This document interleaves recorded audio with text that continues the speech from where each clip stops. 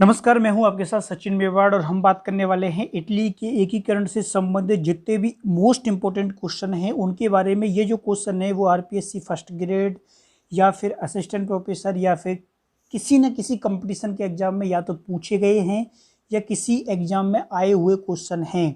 तो बहुत ही गौर से ध्यान से इनको पढ़ना है। और ये जो क्वेश्चन हैं उनके आंसर यहाँ पे दिए हुए थे, असल में मैंने उनको छुपा दिया है। तो इसीलिए छुपा दिया है ताकि आपको वास्तविक उत्तर देने की आपकी क्षमता जो है वो विकसित हो। तो बहुत ही गौर से ध्यान से इन क्वेश्चनों को देखना, चाहे आपकी कॉलेज लाइफ हो चाहे कंपटीशन लाइफ हो। ये आपके लिए फ़ायदेमंद साबित होने वाले हैं क्योंकि ये वेरियस एग्जाम्स में पूछे गए हैं और हाल ही में फर्स्ट ग्रेड का एग्जाम होने वाला है, उसके लिए तो ये मील का पत्थर साबित होंगे। तो सबसे पहले क्वेश्चन है कि इटली के एकीकरण में सबसे बड़ी बाधा क्या थी। तो ये जो क्वेश्चन है वो आरपीएससी लेक्चर 2015 में पूछा जा चुका है। तो ऑस्ट्रेलिया के एकीकरण में सबसे बड़ी बाधा क्या थी? इटली वासियों में राष्ट्रीयता का अभाव था क्या, ऑस्ट्रेलिया की इटली में उपस्थिति, या फ्रांस का दबाव, या पोप का अनुदारवादी दृष्टिकोण। तो इसका जो राइट आंसर है वो है ऑस्ट्रेलिया, जो ऑस्ट्रिया है कि इटली में उपस्थिति। ठीक है, मैं केवल राइट आंसर जो है वही टिक करूंगा क्योंकि समय का बहुत ज़्यादा अभाव होता है। तो आप लोग खुद जो 4 ऑप्शन है उनको पढ़ना, मैं केवल जो राइट आंसर है उसको टिक करने वाला हूँ। अगला क्वेश्चन क्या है? तो अगला क्वेश्चन ये है कि नेपोलियन को इटली में राष्ट्रवाद का जनक कहा जाता है, क्यों कहा जाता है? नेपोलियन को इटली में राष्ट्रवाद का जनक क्यों कहा जाता है? क्या सही है? उसने उत्तरी इटली पर सिस एल्पाइन गणराज्य स्थापित कर इटली वासियों को सबसे पहले एकता का पाठ पढ़ाया था। क्या उसकी महाद्वीपीय व्यवस्था द्वारा इटली की आर्थिक और औद्योगिक विकास द्वारा एकीकरण का सूत्रपात हुआ था। नंबर 3, उसके द्वारा इटली को फ्रांसीसी उपनिवेश के रूप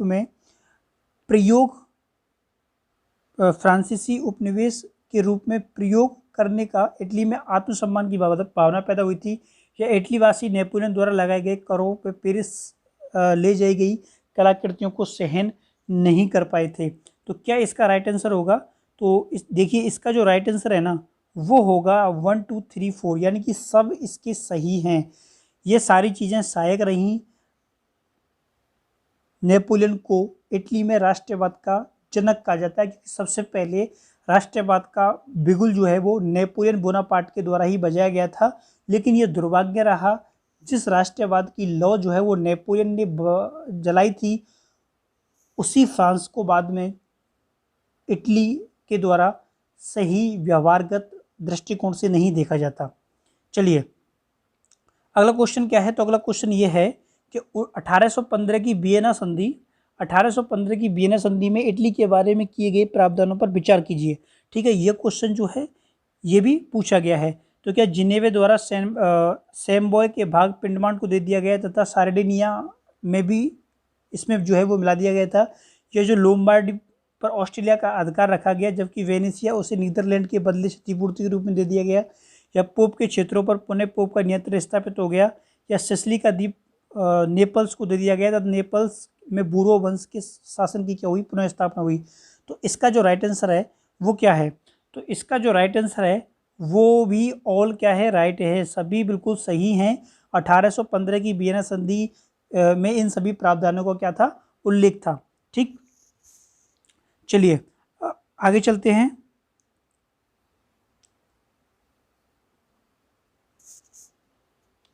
अगला क्वेश्चन यह है कि इनमें से कौन इटली को भौगोलिक अभिव्यक्ति मात्र मानता था? तो क्या इसका राइट आंसर होगा? तो इसका जो राइट आंसर है वो है मेटरनिक। ठीक है, मेटरनिक जो था वो इटली को एक भौगोलिक अभिव्यक्ति मात्र मानता था, इससे ज़्यादा कुछ नहीं मानता था। अगला क्वेश्चन यह है कि निम्नलिखित में से कौन इटली का राज्य शासन का विवरण जो दिया हुआ है उसमें सही नहीं है? ठीक है, तो इसमें 3 सही दिए हुए हैं, 1 गलत दिया हुआ है। आप लोगों को बताना है कि कौन सा गलत है। तो वेनेसिया, क्या ये सीधे ऑस्ट्रेलिया द्वारा शासित था? मोडेना ऑस्ट्रेलिया के राजकुमार द्वारा शासित था? और वोलोगना इटली के एक शाही परिवार द्वारा शासित था? या सिसिली एक बूर्बो राजकुमार द्वारा शासित था? तो इसमें से क्या समेकित नहीं है? तो जो वोलोगना का क्षेत्र है ये इटली के एक शाही परिवार के द्वारा शासित जो है वो नहीं था। ठीक है, चलिए अगला क्वेश्चन क्या है? अगला क्वेश्चन ये है कि इटली के निम्नलिखित भागों में किस पर किसी विदेशी शक्ति या पोप में से किसी का प्रत्यक्ष नियंत्रण जो है वो नहीं था? तो कौन सा क्षेत्र था जिस पर सीधा नियंत्रण नहीं था। तो इसका राइट आंसर होगा पिंडमोंट सार्डिनिया का जो क्षेत्र है वो ऐसा था जिस पर पोप का प्रत्यक्ष नियंत्रण जो है वो नहीं स्थापित था। चलिए अगला क्वेश्चन देखते हैं। इटली का एकीकरण किस राज्य के नेतृत्व में हुआ था? इटली का एकीकरण किस राज्य के नेतृत्व में हुआ था? तो सार्डिनिया जो है इसके नेतृत्व में हुआ था। सबसे पहले सार्डिनिया ने स्वयं को क्या किया था? स्वतंत्र किया था। बाद में अन्य छोटे छोटे राज्यों को मिला के एकीकरण के इटली के एकीकरण को सार्थक रूप जो है वो दिया गया था। अगला क्वेश्चन है, इटली का एकीकरण किस वंश के अंतर्गत हुआ था? तो इसका तो आंसर क्या है? सेवाय वंश जो है इसके अंतर्गत इसका एकीकरण जो है वो हुआ था। और ये क्वेश्चन आरपीएससी स्कूल व्याख्याता 2009 में पूछा भी जा चुका है। अगला क्वेश्चन ये है कि कौन सा एक पोप के नेतृत्व में इटली के एक संघीय राज्य के निर्माण का समर्थक था? कौन था जो कि इटली के एक संघीय राज्य के निर्माण का समर्थक था? तो जो मुख्य इसमें जो नाम आता है वो है जियोवर्टी का। जियोवर्टी जो है वो एक संघीय राज्य के निर्माण का समर्थक था। अगले आगे चलते हैं। देखिए ये जो सवाल के जो क्वेश्चन है ये वेरियस एग्जाम्स में पूछे जा चुके हैं पहले ही। तो इटली के निम्नलिखित में से इटली के किस नेता ने on the moral and civil primacy of the Italians जो नामक पुस्तक है इसका लेखन किया है? तो ये आरपीएससी लेक्चर 2016 में पूछा जा चुका है। तो इसका जो राइट आंसर है वो क्या है? जियोवर्टी। ठीक है, जियोवर्टी ने on the moral and civil primacy of the Italians जो पुस्तक है वो लिखी है। तो ये आपको ध्यान रखनी है, आपको जोड़ लेना है कैसे भी करके एक दूसरे से कि जियोवर्टी जो है वो on the moral and civil primacy of Italians के राइटर हैं। ठीक है, अगला है, किसने इटली की नैतिकता और नागरिक श्रेष्ठता नामक पुस्तक लिखी है? ठीक है, किसने जो है वो इटली की नैतिकता और नागरिक श्रेष्ठता नामक जो पुस्तक है वो लिखी है? तो इसके जो लिखने वाले हैं वो भी क्या हैं? जियोवर्टी हैं। ठीक है, आपको क्या है ये बात याद रखनी है। चलिए अगला सामान्य सा क्वेश्चन है कि जो कार्बोनरी संस्था है ये क्या थी? मतलब क्या थी? क्या ये शिक्षण संस्था थी? क्या ये सैनिक अकादमी थी? क्या ये शिक्षण कला थी? या ये गुप्त क्रांतिकारी संस्था थी? तो बिल्कुल ये क्या थी? गुप्त क्रांतिकारी संस्था थी। अगला क्वेश्चन ये है कि निम्न में से कौन क्रांतिकारी संगठन इटली के एकीकरण से संबंधित था? तो अभी इसका जो राइट आंसर है वो भी क्या रहने वाला है? कार्बोनरी जो है वो रहने वाला है। ठीक है, वोल्शेविक नहीं थे, जीरोदिस्त नहीं थे और जैकोबिन दल जो है वो नहीं था। चलो अगला यह है यंग इटली जो है, यंग इटली जो है इसके संस्थापक जो है वो कौन थे? तो इस का आंसर कौन नहीं जानता? इसका आंसर है जो मैजनी होगा। ठीक है, मैजनी ने यंग इटली की स्थापना जो है वो की थी। चलिए अगला क्वेश्चन क्या है? 19वीं सदी में इटली के युवा इटली आंदोलन का संस्थापक कौन था? तो युवा इटली आंदोलन का संस्थापक जो है वो कौन था? तो इसका भी क्या था? मैजनी था। और मैजनी का जन्म कब और कहाँ पे हुआ था? तो मैजनी जो है इसका जन्म 1805 में कहाँ हुआ था? जिनेवा में हुआ था। ठीक है, चलिए अगला क्वेश्चन ये है कि संयुक्त इटली नामक समाचार पत्र जो है वो किसने निकाला था? संयुक्त इटली नामक समाचार पत्र किसने निकाला था? तो ये जो है वो मैजनी के द्वारा निकाला गया था। ठीक है, ये भी आपको याद रखना है कि मैजनी के द्वारा संयुक्त इटली नामक समाचार पत्र जो है वो निकाला गया था। अगला यह है कि कथन 1839 में मैजनी ने यंग इटली के पुनर्गठन की घोषणा की जिसमें वह श्रमिक वर्ग को सम्मिलित करना चाहता था। कारण वह श्रमिक वर्ग को साथ लेकर क्रांति लाने के विचार के बावजूद समाज का कट्टर विरोधी था। तो क्या इसमें दोनों सही है, क्या इसमें एक सही है, ये हमको बताना है। ठीक है, तो बिल्कुल इसमें जो दोनों दिए हुए हैं वो दोनों सही हैं और जो ए है वो ए बी की क्या करता है? व्याख्या करता है। चलिए निम्नलिखित में से किसका संबंध इटली के एकीकरण से नहीं है? जो दिए हुए हैं इनमें से किसका संबंध जो है वो इटली के एकीकरण से नहीं है?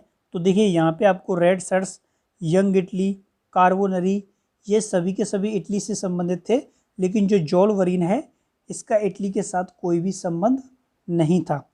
चलिए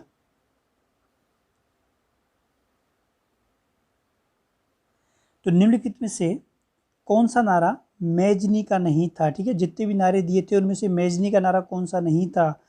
तो ईश्वर में विश्वास रखो बिल्कुल था, सभी संगठित हो ये भी था, इटली को दासता से मुक्त करो ये भी था, और स्वतंत्र इटली अमर रहे।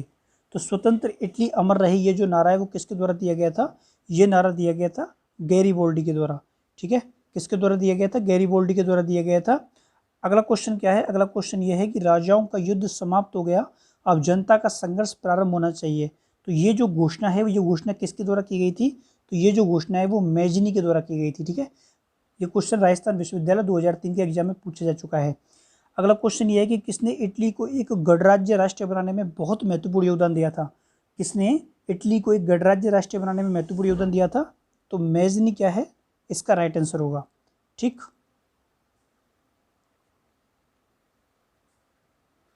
अगला क्वेश्चन है मेजनी के बारे में निम्नलिखित कथनों पर क्या कीजिए? विचार कीजिए।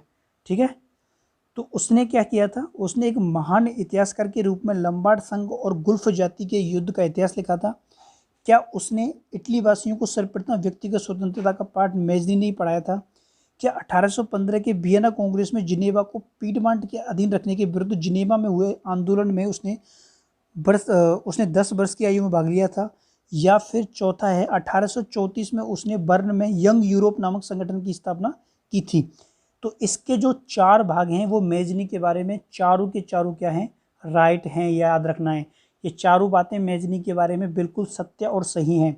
तो इसका जो राइट आंसर है वो क्या आने वाला है? 1 2 3 4 इज द राइट आंसर। चलिए, तो अगला क्वेश्चन ये है,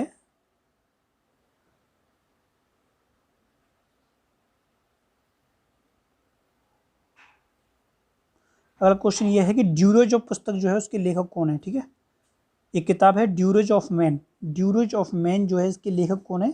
तो इसके जो लेखक हैं वो कौन है? मेजनी है। ठीक है, याद रखना है ड्यूरेज ऑफ मैन पुस्तक के लेखक कौन है? मेजनी है। चलिए, अगला क्या है कि निम्न में से किसको नए युग का मसीहा कहा जाता है? निम्न में से किसको नए युग का मसीहा कहा जाता है? तो वो मेजनी को कहा जाता है। और इंटेलिया डेल पोपोलो नामक समाचार पत्र जो है वो किसने निकाला था? तो देखिए यहाँ पे जो ये समाचार पत्र है ये भी मेजनी के द्वारा ही निकाला गया था। ठीक है, आपको याद रखना है इंटेलिया डेल पोपोलो समाचार पत्र मेजनी के द्वारा ही निकाला गया था। अगला क्वेश्चन यह है कि निम्नलिखित में से रिसोर्जमेंटो नामक प्रकाशन जो है वो किसने किया था? ठीक है, क्या याद रखना है कि निम्नलिखित में से रिसोर्जमेंटो जो है उसका प्रकाशन किसने किया था? तो ये जो है वो काबूर के द्वारा किया गया था। काबूर का जन्म जो है वो कहाँ पे हुआ था? तो काबूर का जो जन्म है वो कहाँ हुआ था? ट्यूरिन में हुआ था। ठीक है, काबूर का जन्म कहाँ हुआ था? ट्यूरिन में हुआ था। आपको ये बात क्या रखनी है? ज्ञात रखनी है। चलिए, अगला है रिस और ऑर्जीमेंटो। ठीक है, क्या याद रखना है? रिस ऑर्जीमेंटो जो है वो क्या था? तो रिस ऑर्जीमेंटो जो है ये इटली के अंदर क्या हुआ था? एक आंदोलन हुआ था, राष्ट्रीय आंदोलन हुआ था। जैसे हमारे यहाँ पे भारत छोड़ो आंदोलन हुआ था, ऐसे ही इटली में रिस ऑर्जीमेंटो आंदोलन हुआ था। ठीक, अगला क्वेश्चन ये कि 20वीं शताब्दी के किस समाजवादी इतिहासकार ने इटली के रिसॉर्जिमेंटो को मुख्य कृषक आंदोलन की संज्ञा दी थी? कौन था वो?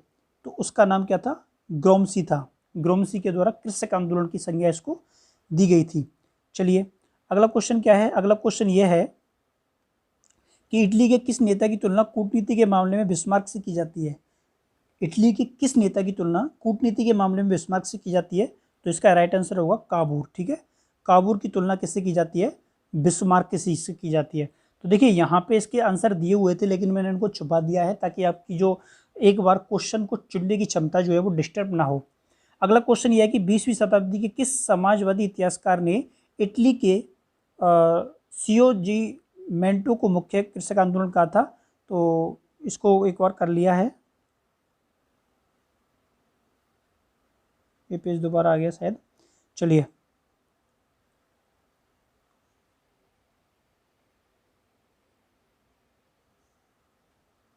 चलो, अगला क्वेश्चन ये कि निम्नलिखित यूरोपीय शक्तियों में से किसने क्रीमियन युद्ध में भाग नहीं लिया था? यानी कि ये क्वेश्चन पूछा गया है कि निम्नलिखित में से किसने क्रीमिया का जो युद्ध हुआ था उसमें क्या नहीं लिया था? भाग नहीं लिया था। तो वो जो है इसका आंसर है स्पेन। ठीक है, ब्रिटेन ने भाग लिया था, टर्की ने भाग लिया था और रूस ने भाग लिया था, लेकिन स्पेन ने इसमें भाग नहीं लिया था। किस एक का संबंध क्रीमिया के युद्ध से नहीं है, तो इसका मतलब है प्रिसिया। ठीक है, ये भी क्वेश्चन असिस्टेंट प्रोफेसर 2022 में पूछा जा चुका है। क्रीमिया के युद्ध में प्रिसिया के द्वारा किसी प्रकार का हस्तक्षेप जो है वो नहीं किया गया था। अगला क्वेश्चन है, क्रीमिया युद्ध किन यूरोपीय शक्तियों के बीच लड़ा गया था? ठीक है, किन किन के मध्य हुआ था? तो ये जो युद्ध है वो रूस के विरुद्ध फ्रांस, इंग्लैंड और ओटोमन साम्राज्य के बीच क्या चला था? संघर्ष चला था। ठीक है, तो ये भी आपको क्या रखना है? ज्ञात रखना है।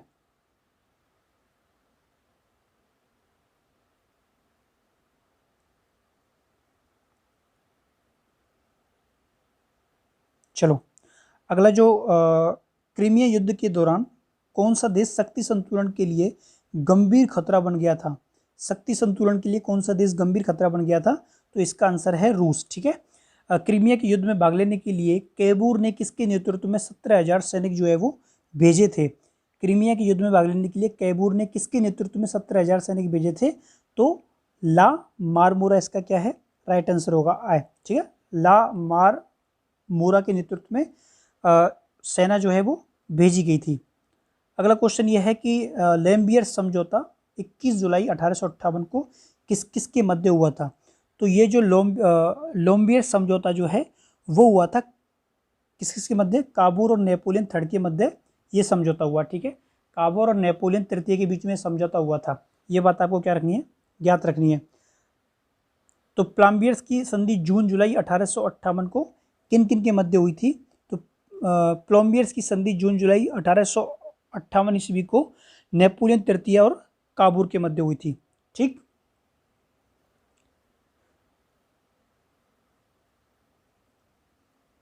अगला क्वेश्चन क्या है? अगला क्वेश्चन ये, किस संधि के या समझौते में काबूल और नेपोलियन तृतीय को सेवाएं और नीस के प्रदेश फ्रांस को देने का आश्वासन जो है वो किया गया था? कौन सी संधि थी? तो ये जो थी वो लैम्बियर्स की समझौती या लैम्बियर्स का समझौता या लैम्बियर्स की संधि थी, जिसमें नेपोलियन तृतीय यानी कि फ्रांस को सेवाएं और नीस के प्रदेश जो है वो देने का वादा जो है वो किया गया था। चलिए, अगला क्वेश्चन यह है कि लैम्बियर्स समझौते की पुष्टि 1859 में किस संधि के द्वारा की गई थी? तो ये जो है एक संधि हुई थी इन दोनों के बीच में, उसका नाम क्या था? ट्यूरिन की संधि। ठीक है, ट्यूरिन की संधि के द्वारा लैम्बियर्स समझौते को मान्यता जो है वो दी गई थी। अगला क्वेश्चन कौन सा है? सोल्फेरिनो का युद्ध जो है वो किन किन के मध्य लड़ा गया था? तो सोल्फेरिनो का युद्ध जो है वो किन किन के मध्य लड़ा गया था? फ्रांस व सार्डिनिया की संयुक्त सेना और ऑस्ट्रेलिया के मध्य ये जो युद्ध है वो हुआ था। फ्रांस और सार्डिनिया की संयुक्त सेना और ऑस्ट्रेलिया के मध्य ये युद्ध जो है वो हुआ था। चलिए, तो इसकी परिभाषा नीचे दी हुई है, लेकिन हमें ज़्यादा से ज़्यादा क्वेश्चन जो है वो क्या करने हैं? सॉल्व करने हैं। अगला क्वेश्चन क्या कहता है? अगला क्वेश्चन कहता है कि इटली के एकीकरण में ये जो कालक्रम है ये दिया हुआ है कि पहले क्या हुआ था? क्या पहले लैम्बियर्स समझौता हुआ था, या पहले विल्फ्रेटा की संधि हुई थी, या पहले जूरिक की संधि हुई थी, या फिर सेडोवा का युद्ध हुआ था? ठीक है, तो इसका क्रम जो है वो दिया हुआ है और नीचे आपको बताया गया है कि लैम्बियर्स समझौता 1858 में हुआ था। विल्फ्रेटा की संधि जो है वो 1859 में हुई थी। जूरिक की संधि भी नवंबर 1859 में हुई थी, और जो सेडोवा का युद्ध है वो सबसे एंड में 1866 में क्या है? लड़ा गया था। ठीक है, चलिए, एक क्वेश्चन जो है उसको छोड़िए। नेपल्स व सिसिली राज्यों का अधिकार करने वाला कौन था? यानी कि सबसे पहले नेपल्स और सिसिली के जो क्षेत्र थे उन पर सबसे पहले अधिकार जो है वो किसके द्वारा किया गया था? तो आप लोगों को बताना है, क्या मेजनी के द्वारा किया गया था, या फिर कैबूर के द्वारा किया गया था, या गैरीबोल्डी के द्वारा किया गया था, या इमैनुअल द्वितीय के द्वारा किया गया था? तो इसका राइट आंसर जो है वो गैरीबोल्डी के द्वारा नेपल्स और सिसिली राज्यों पे अधिकार किया गया था। ठीक है, और गैरीबोल्डी का बहुत ही महत्वपूर्ण योगदान था। तो गैरीबोल्डी ने सिसिली व नेपल्स पर अधिकार जो है वो कब किया था? तो 1860 में सिसिली और नेपल्स पर गैरीबोल्डी के द्वारा जो अधिकार है वो कर लिया गया था। ठीक है, तो नेपल्स और सिसिली पे अधिकार करने वाला कौन था? तो ये हो गया, 1860 में अधिकार कर लिया था। अगला क्वेश्चन ये कि तुमने मेरी मातृभूमि से मुझे स्वदेश, क्वेश्चन क्या है कि तुमने मेरी मातृभूमि से मुझे विदेशी बना दिया, यह कथन किसका था? तुमने मेरी मातृभूमि पर ही मुझे क्या बना दिया, विदेशी बना दिया। ये कथन किसका था, गैरीबोल्डी का था। ठीक है, इटली ने अपने जो नील और के जो क्षेत्र थे, नेपल्स का जो इलाका था, वो क्या है, फ्रांस को दे दिया था। तो गैरीबोल्डी जो है वो यहीं का रहने वाला था, इसलिए इसने ये बात कही थी। किसे इतालवी एकीकरण की तलवार, the sword of Italian unification के रूप में वर्णित किया जाता है। तो किसको वर्णित किया जाता है, तो ये जो है वो गैरीबोल्डी को वर्णित किया जाता है। ठीक है, तो मोंटीवीडियो के नायक के रूप में कौन प्रसिद्ध है, तो कौन प्रसिद्ध है, मोंटीवीडियो के नायक के रूप में कौन प्रसिद्ध है, तो गैरीबोल्डी प्रसिद्ध है। ठीक है, किसके द्वारा आमंत्रित किए जाने पर गैरीबोल्डी अपने 1000 लाल कुर्ती दल के साथ सिसिली पहुंचा था, तो किसने आमंत्रण दिया था, तो इसको काबूर ने बुलाया था। ठीक है, अगला क्वेश्चन क्या है कि विक्टर एमेनुअल द्वितीय द्वारा इटली के शासन की पदवी कब धारण की गई थी, तो विक्टर एमेनुअल द्वितीय द्वारा इटली के शासक की जो पदवी है वो 1861 में धारण जो है वो की गई थी। अगला क्वेश्चन क्या है, अगला क्वेश्चन यह है कि किस संधि के द्वारा ऑस्ट्रेलिया ने वेनेसिया का प्रदेश इटली को देना स्वीकार किया था, किस संधि के द्वारा ऑस्ट्रेलिया ने वेनेसिया का प्रदेश इटली को देना स्वीकार किया था, तो इसका जो राइट आंसर है वह है प्राग की संधि। अगला क्वेश्चन यह है कि गैरीबोल्डी को फ्रांस के हाथों मेंटाना के युद्ध में पराजय का सामना करना पड़ा था, कब करना पड़ा था, तो इसका राइट आंसर है 1867 में। ठीक है, अगला क्वेश्चन क्या है कि विक्टर एमेनुअल की तरफ से किस सेनापति ने 1870 में रोम पर अधिकार जो है वो कर लिया था, तो कौन था उस समय सेनापति, तो उस समय था कैड्रोना। कैड्रोना ने 1870 में रोम पर अधिकार कर लिया था, किसकी तरफ से, विक्टर एमेनुअल की तरफ से। अगला क्वेश्चन ये है कि किस युद्ध में इटली और जर्मनी दोनों का एकीकरण पूरा कर दिया, कौन सा युद्ध था जिससे दोनों का एकीकरण पूर्ण हो गया, तो वो था सेडान का युद्ध। ठीक है, कौन सा युद्ध था, सेडान का युद्ध। चलिए, किस निर्णायक युद्ध के बाद 1870 में इटली का एकीकरण पूरा हुआ था। ठीक है, तो अभी मैंने आप लोगों को बताया था कौन सा, सेडान का युद्ध। चलिए, इटैवली संसद ने किस वर्ष लॉ ऑफ गारंटी यानी कि लॉ ऑफ पेपल गारंटी पारित की थी, तो ये पारित की गई थी 1871 में, क्योंकि 1870 में युद्ध हुआ था और 1871 में ये जो कानून है वो क्या किया गया था, पास कर दिया गया। अगला क्वेश्चन क्या है, अगला क्वेश्चन ये है कि एक राष्ट्र के रूप में इतालवी एकीकरण का हिस्सा जो है वो नहीं बना था,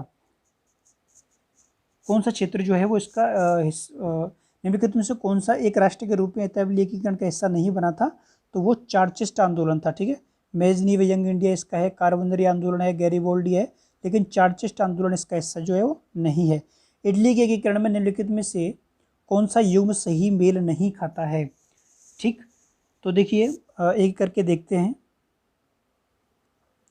जोसेफ मेजनी युवा आदर्शवादी, विक्टर एमेनुअल द्वितीय पीडमांट के प्रधानमंत्री, कैमिलो दी कैबूर रोमांटिक साहसी और सैन्य नेता, या गैरीबोल्डी पीडमांट के राजा, तो ये गलत है, गैरीबोल्डी जो है वो पीडमांट के राजा नहीं थे, तो डी इसका क्या है, राइट आंसर होगा। ठीक है, यहाँ पे क्या पूछा है, मेल नहीं खाता, तो गैरीबोल्डी पीडमांट के राजा नहीं थे।